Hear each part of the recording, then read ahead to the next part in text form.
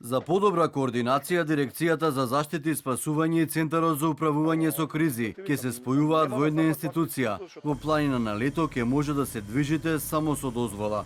Ова се само дел од мерките кои според владата треба превентивно да делуваат во заштита од шумските пожари, кои изминативе години ги соголеа македонските шуми. Премиерот Мицкоски најави враќање во функција на воздухопловите за гаснење на пожари, кои минатата година беа гаражирани, а целокупниот систем за интервенција без протокол и со недоволно координација и крајно демотивирани вработени.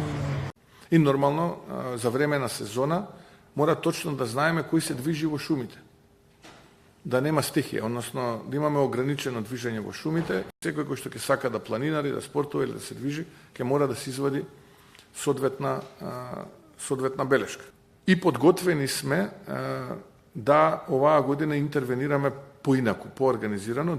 Оние стари расходувани БТР, воени и полициски транспортни возила ги преуредуваме заедно со колеги инженери на кои што им заваруваме и им монтираме 6 кубика резервоари за да може да стигнат на непристапни терени. Минатата година беа евидентирани 126 шумски пожари, кои пеплосаа близу 100.000 хектари површина, или речиси 4% од вкупната територија на Македонија. Според податоците на Европскиот информацијски систем за шумски пожари, лани изгорела поголема шумска површина, споредбено со претходните 10 години заедно. На 40% од македонската територија е под шуми, но голем дел од неа се деградира како резултат на дрвокраци, но и пожари кои буквално ги готаат македонските планински предели.